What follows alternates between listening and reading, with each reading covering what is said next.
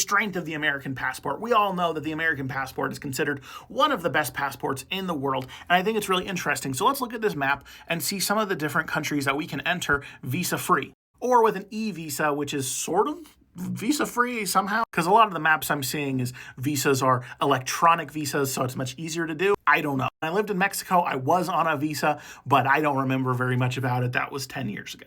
Whereas most of the countries around the world, especially the ones I would actually want to travel to, are either visa-free or use some sort of e-visa. And I can't really see myself living outside of the United States for longer than the 90-day period that most of these things allow for. Because despite seeing cheap homes in Italy or Japan or some other random place, it would be hard for me to actually want to live somewhere long-term that's not the United States. Call it patriotism, calling it loving my homeland.